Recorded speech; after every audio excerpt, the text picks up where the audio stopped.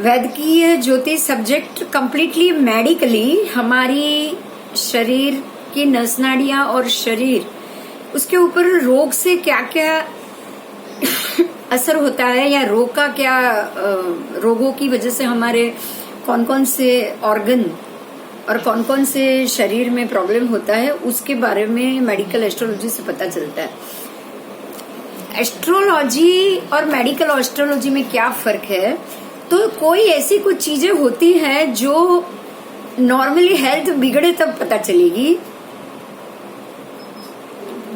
लेकिन आपको हमारी हेल्थ बिगड़ने से पहले ही अगर कुंडली से डिटेल में पता चल जाए बाद में, तो इससे तो अच्छा कुछ होता ही नहीं।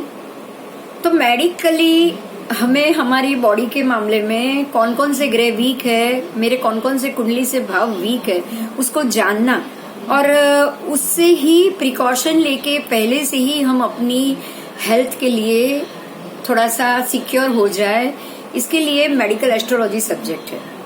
और आपको अपनी ग्रहों की स्थिति, अपने बार कुंडली के भावों की स्थिति से आप कौन कौन से रोग के शिकार हो सकते हो, आपको कौन कौन सी तकलीफ हो सकती है, आगे आने वाली है, आप उससे बचने के लिए किस ग्रह को बलवान करें या किस भाव का ज्यादा ध्यान रखें, ये सीखना होता है। इसके लिए हम पहले अपनी बॉडी के ऊपर कौन से ग्रह और कौन से भावों की क्या क्या असर होती है उसको देखेंगे। स्पेशली हमारे शरीर में जो 7 धातु होती है, 7 धातु में आपको पता होगा 7 धातु किससे बनती। हम लोग जो भी खाना खाते हैं, खुराक लेते हैं, उन खुराक का हमारे बॉडी के कुछ ऑर्गन है ना, उसको ग्राइंड करते हैं, खाने को पचाते हैं, उसका रस बनाते हैं, जिसको आप पाचक रस कह सकते हो। जो भी आपने खाया उसको पचाया और वो पचने के बाद आपने पहले खाना ही चबा चबा के खाया, वो पचने के बाद जो रस बनेगा उसको पाचक रस कहेंगे। वो रस जब इंटेस्टाइन में जाएगा और इंटेस्टाइन जो हमारा 40 फुट जितना लंबा होता है, 40 फुट, वो पूरा इंटेस्टाइन में ऐसे गोल गोल गोल गोल घूमना। आपको पता है हमारा पेट इतना छोटा है, पेट में 40 फुट इंटेस्टाइन इतनी जगह में आ गया है। आप सोच सकते हो कि वो कितनी जगह मुड़ा होगा। अगर कोई 40 फुट चीज को आप इतने चौरस में रख दो, सिर्फ इतने चौरस में, इतने ही चौरस में आपके हाथ में, इतने ही चौरस में आप 40 फुट लंबा कोई भी डोरा या कोई भी नाड़ा लेकर उसको ऐसे गोल गोल गोल उठा के लगा दो और रख दो, तो आप सोचो उसमें टर्निंग कितने होंगे, है ना। तो जितने भी टर्निंग से वो पाचक रस बन गया, लिक्विड बना हुआ खाना गुजरता है, उतनी उतनी जगह वो टकरा टकरा के हमारे इंटेस्टाइन की वॉल से टकरा टकरा के, उसमें हीट भी होती है और वो टकराता भी है, बार बार मोड में टकराता है। वो टकराने की वजह से उसमें से जैसे आप पत्तियों को, फूलों की पत्तियों को कूटो कूटो कूटो तो उसमें से अत्तर बाहर निकलता है। अत्तर निकलता है ना, सुगंध निकलती है। मोगरे के फूल से मोगरे की सुवास आएगी, या गुलाब के फूल से गुलाब की सुगंध, एसेंस जो हम बनाते हैं, सेंट जो यूज करते हैं, वो बाहर निकलती। तो ये टकरा टकरा के ही हमारे शरीर में से ही 7 धातु का जो भी पोषण है वो बाहर आएगा, और जो बाकी का कचरा है जो आपने खाना खाया है वो सारा आपके मल डिस्चार्ज, हमारी यूरिन और टॉयलेट के एरिया में वो इकट्ठा होगा कचरा। ये हमारा पूरा फूड प्रोसेस का रिजल्ट है। आपने जो भी खाया उसको पचाया, पचाने के बाद वो आपके इंटेस्टाइन की वॉल में यहाँ से यहाँ टकराता रहा। कुछ 3 घंटे का उसका प्रोसेस है खाना खाने के बाद। उसके बाद वो उसका कचरा भी अलग हो गया और उसमें से जो एसेंस था वो अलग हो गया। ये एसेंस को आप क्या कहोगे? जिस तरह से फूलों में से पत्तियों को कूट कूट के अत्तर अलग होता है और बाकी का कूड़ा कचरा अलग होता है, इसी तरह से आपने जो खाना खाया है उसमें से उसको भी कूट कूट के उसमें से 7 धातु अलग निकल गई और बाकी का कचरा टॉयलेट प्लेस में जाके इकट्ठा हो। और ये जो 7 धातु है वो आपके शरीर की नस नाड़ियों में प्रसरना शुरू हो जाए। तो ये 7 धातु क्या क्या है? सबसे पहली है हड्डी।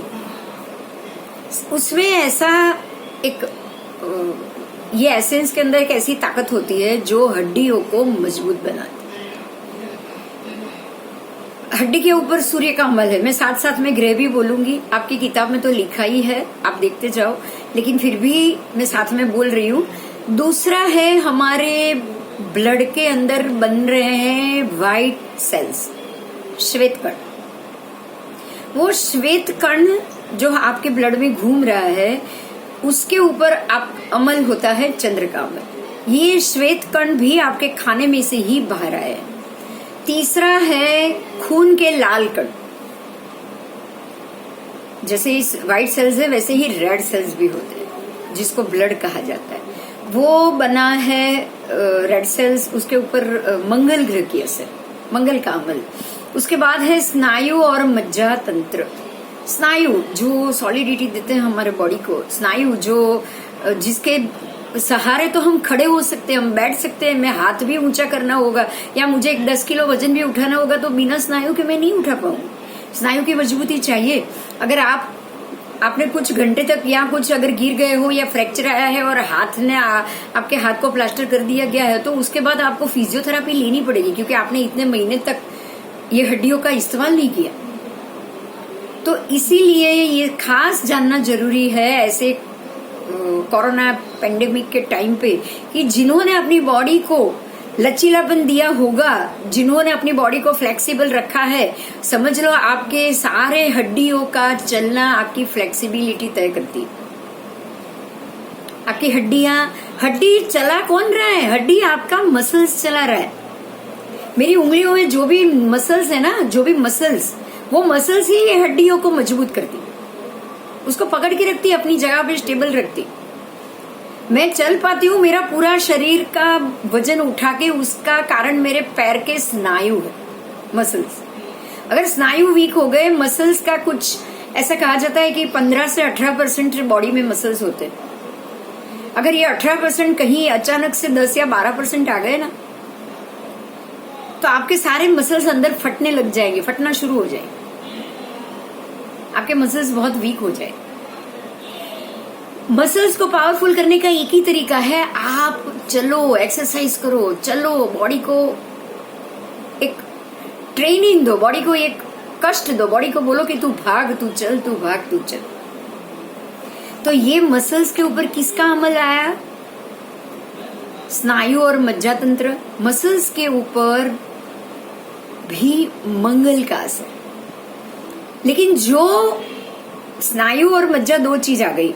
मज्जा है वो हड्डी के अंदर का मावा है, वो मंगल है। लेकिन जो नस नाड़ी है, स्नायु जो लंबी लंबी हमारे शरीर में रेसे के हिसाब से जो नस नाड़ियां निकलती रहती है, वो सारी, जिसको शीरा धमनी हम पढ़ने में ये सब शब्द से पढ़े हुए, और ये सारी हमारे शरीर में 72,000 नस नाड़ी, उसके वो पूरी की पूरी 72,000 नस नाड़ी के ऊपर शनि का अमल आएगा। उसके बाद है स्किन, जो हमारी ऊपर की चमड़ी। ये सारा आपके शरीर में जो भी 365 हड्डियां हैं, उसके बाद आपके शरीर में जो भी बड़े बड़े ऑर्गन है, जो किडनी है, जो हार्ट है, वो जो फंक्शन कर रहे हैं, वो अपनी जगह पर स्टेबल इसीलिए रह सकते हैं क्योंकि आपका शरीर उसको अंदर, शरीर के अंदर रख के उसके ऊपर आपको ये चमड़ी का लेयर मिला है।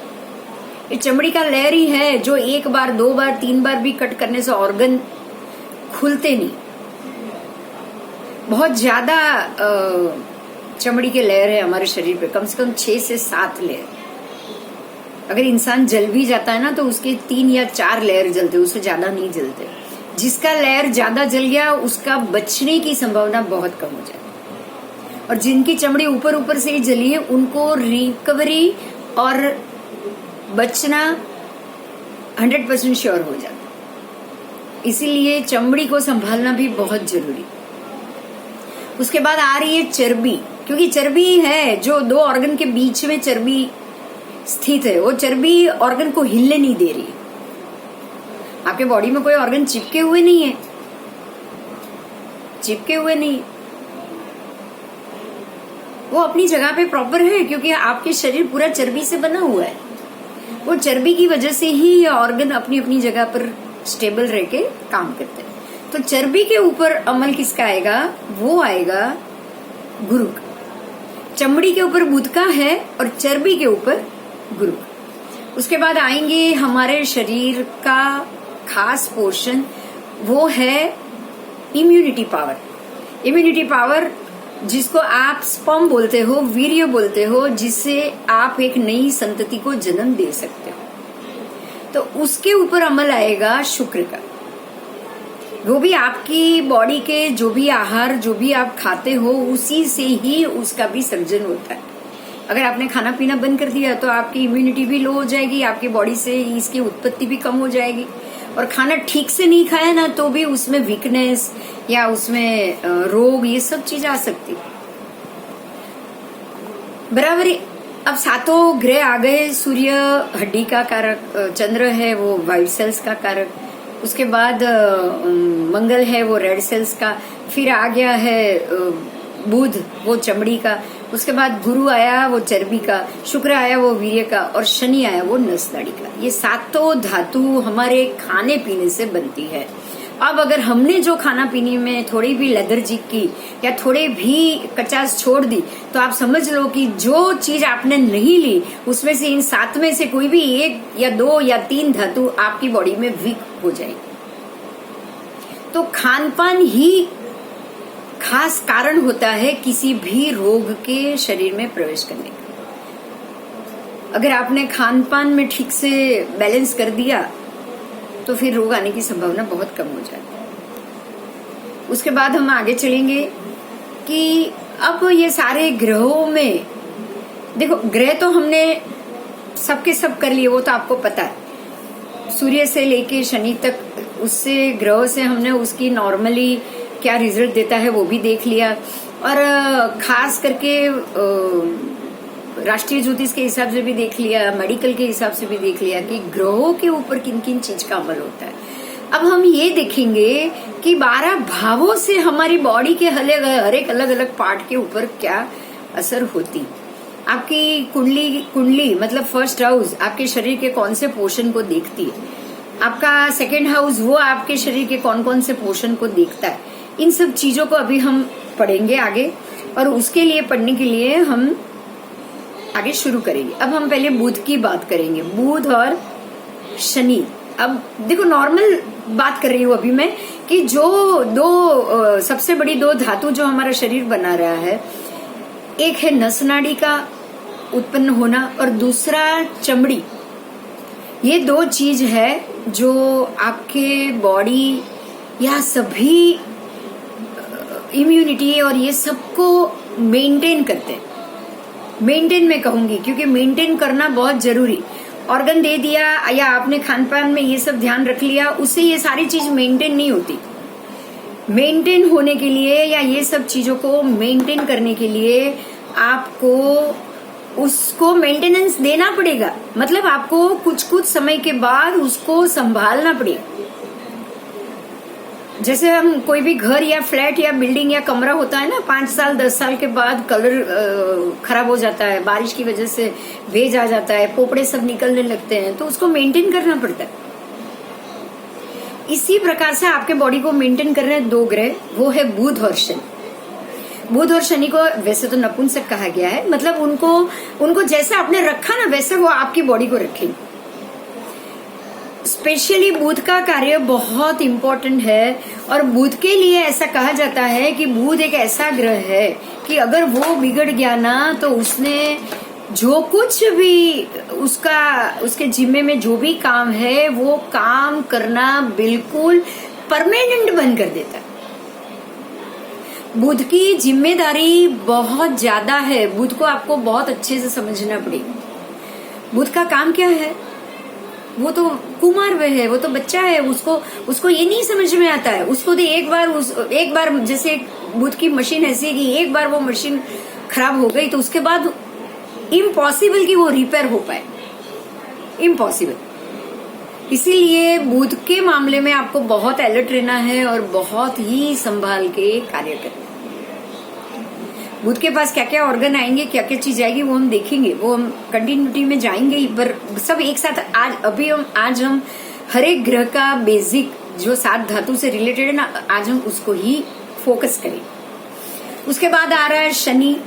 शनि में सारी नस नाड़ियों को उसको भी मेंटेन करना पड़ता है ना। कहीं भी कोई नस ब्लॉक हो गई या कोई नस हेमरेज हो गई, कोई नस फट गई, तो ब्लड को ले जाना या लाना या ब्लड को ब्लॉक करना। अगर कहीं भी कोई जगह हमारी धमनी और शिरा दो होती है, धमनी होती है वो बहुत ही धमनी तो ऐसे मानते कि 80% नाड़ियां उसके हाथ में है, लेकिन जो 20% जो डीप वेन्स होती है ना, एकदम डीप वेन्स जो बिल्कुल अपने ये बालों के बराबर होती है, जो आपकी बॉडी के सिर्फ 20% ब्लड को ही लेके जा रही है, लेकिन वो नस नाड़ियां आपके ऑर्गन के साथ जुड़ी हुई। उसमें अगर ब्लॉक आ गए तो उसमें से ये ब्लॉक अपने आप नहीं निकलेंगे, वो पूरी नस नाड़ी ही चेंज करनी पड़ेगी। एग्जाम्पल मैं देती हूँ आपको, बाईपास आपको पता होगा, जिनको भी बाईपास सर्जरी हो रही है या बाईपास हो रहा है, उसमें आप अगर पूछोगे नॉर्मली, हम तो डॉक्टर तो है नहीं कि हमको इतनी ज्यादा डिटेल पता होगी, लेकिन हम अगर किसी की फैमिली में बाईपास अगर किसी का आ गया या उनको हार्ट अटैक हुआ या उनको कोई प्रॉब्लम हुआ, आपने एडमिट किया, तो डॉक्टर बोलेंगे एंजियोग्राफी कराओ। एंजियोग्राफी क्या है, तो वो पता चलेगा कि हार्ट में फंक्शन कितना परसेंटेज है और कौन कौन सी वेन्स ब्लॉक है। एंजियोग्राफी में यही पिक्चर आता है, सिर्फ वो एक एक्सरे, कुछ नहीं। और एंजियोग्राफी से मालूम पड़ता है डॉक्टर को कि इनकी कितनी वेन्स ब्लॉक है। और आपको मैं एक बात बता दूं कि कम से कम 15 से 16 वेन्स है जो हार्ट में, जो बिल्कुल पतली पतली छोटी छोटी बारीक है। अगर इतनी सारी भी अगर वो ब्लॉक हो गई, मान लो 15 से 16, तो समझ लो कि आपका बचना बिल्कुल मुश्किल। लेकिन डॉक्टरों ने 15 से 16 वेन्स को भी ग्राफ्टिंग मतलब चेंज किया। आज साइंस इतना आगे बढ़ चुका है कि वो 15 से 16 वेन्स भी ग्राफ्टिंग कर सकता है, वो बदल सकता है। पर हमें सीखने के लिए इतनी चीज जरूर चाहिए कि नॉर्मली अगर किसी को थोड़ा भी अटैक आए और ऐसा माने कि डॉक्टर का कहना होता है कि 99% अगर आप बच सकते हो तो 5 या 6 ग्राफ्टिंग से आप बच सकते हो। उससे ज्यादा अगर ग्राफ्टिंग आ गई, उससे ज्यादा अगर वेन्स आपको ग्राफ्टिंग करनी पड़ी, मतलब चेंज करनी पड़ी, तो उसमें रिस्क बहुत बढ़ जाता है। डॉक्टर पहले से बोलते थे कि आप 10% ही सर्वाइव के चांस में हो, अगर नहीं कराओगे तो बिल्कुल नहीं बचोगे। कराना तो पड़ेगा ही, लेकिन इतनी गारंटी हम नहीं ले सकते, कुछ भी हो सकता है। आप ये सोच के रिस्क लेके करा सकते हो। मगर 4 से 5 ग्राफ्टिंग बहुत इजी आज का मेडिकल प्रोफेशन कर रहा है। 4 से 5 वेन्स ग्राफ्टिंग, देखो हम अभी यहीं पे अटक जाएंगे। 4 से 5 वेन्स का बदलने का मतलब क्या हुआ पता है? जो 4 या 5 वेन्स ग्राफ्टिंग है वो करनी पड़ेगी। वो वेन्स कोई 100% ब्लॉक, कोई 90% ब्लॉक, कोई 70 या 75% ब्लॉक। अगर 3 ब्लॉक होती है तो डॉक्टर उसमें स्टेंट बिठा देते। मान लो कि अगर 3 ब्लॉक होती है आपकी, 3 एंजियोग्राफी में 3 खराब हुई, ज्यादा 90 से अप, कोई 90 या कोई 80 या कोई 100, इतनी अगर ब्लॉक निकली ना तो स्टेंट बिठा देंगे। स्टेंट का मतलब होता है इतना सा छोटा सा वो स्टेंट होता है, वो वेन्स में, एंजियोग्राफी में ही एंजियोप्लास्टी बोलते हैं उसको, वो स्टेंट को वो वेन्स तक पहुंचा देते हैं डॉक्टर कंप्यूटर्स, और वहां पर फिट करके वो जो नस, जो आपकी पतली सी नस है ना, उसमें वो स्टेंट खड़ा हो गया। तो होता क्या है कि वो जो जाने का, ब्लड जाने का जो पैसेज है वो खुल जाता है। तो बहुत सारे 2 या 3 वेन्स तो डॉक्टर एंजियोप्लास्टी से ठीक कर देंगे, लेकिन 3 से ज्यादा खराब है तो वो बाईपास ही सजेस्ट करते हैं। हमें सिर्फ नस के मामले में ही अटकना है। आपको ये सोचना है कि जो 20% वाली अंदर की नसें हैं ना, वो एक बार ब्लॉक होने के बावजूद बिना स्टेंट या बिना ग्राफ्टिंग प्रॉपर काम नहीं करती है। हमको ऑपरेशन के प्रोसेस में नहीं जाना है, हम सिर्फ इतना ही समझेंगे कि हम ऐसा क्या करें जो ये वेन ब्लॉक होना बंद हो जाए, या जो ब्लॉक है वो खुल जाए,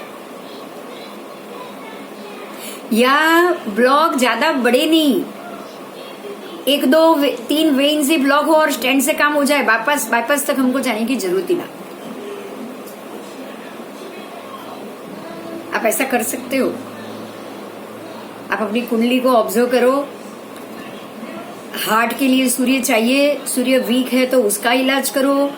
दूसरा, खाने पीने में 2 ही चीज है, आप सिर्फ 2 चीज से ही बिना डैमेज से बच सकते हो। एक तो है किसी भी ग्रह जो वीक है उसको बलवान करना, वो तो एक नॉर्मल बात, कॉमन बात है, उसके आप जाप कर सकते हो, उसको उसके स्टोन पहन सकते हो या जो भी करना है। एक नॉर्मल एक प्रिस्क्रिप्शन होता है एक एस्ट्रोलॉजर के लिए कि भाई आपका ये ग्रह वीक है, आप इसको बलवान करो तो ये सारे प्रॉब्लम है आपके हार्ट के वो सॉल्व हो सकते हैं। और उसके लिए सूर्य खास माना गया है। आपका 4th हाउस आएगा और सूर्य आएगा, 2 चीज तो आएगी एज अ मेडिकली। लेकिन खाना बहुत इंपॉर्टेंट है।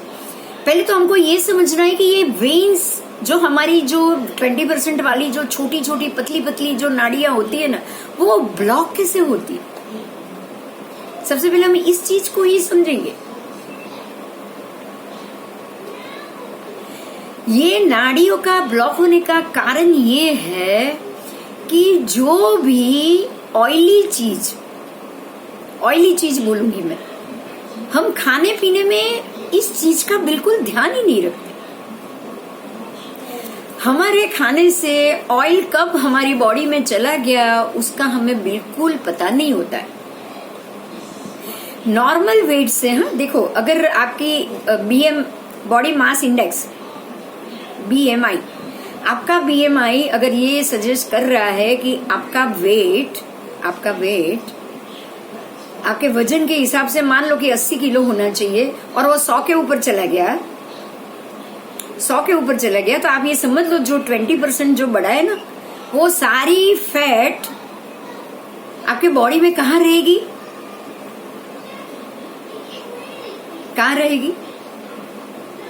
आपके सभी ऑर्गन के बीच में फैट धीरे धीरे जगह करेगी।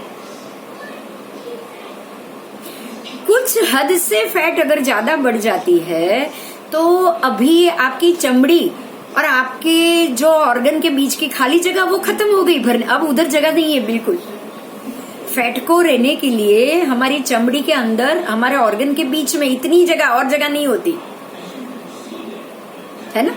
अब ये चर्बी जरूरत से ज्यादा, समझ लो कि मेरा दिन का खाना मैं 1500 या 1700 कैलोरी ही बर्न कर सकता हूँ, मैं इससे ज्यादा बर्न नहीं कर सकता। कैलोरी बर्न जो मैं खाती हूँ उसको मुझे जलाना ही पड़ेगा, मुझे उसको काम वर्कआउट करके उतनी कैलोरी का यूज करना ही पड़ेगा। मैं खाती हूँ रोज के 2500 या 3000 कैलोरी तक और मेरी 1500 ही बर्न होती है, तो जो 1000 कैलोरी मेरे शरीर में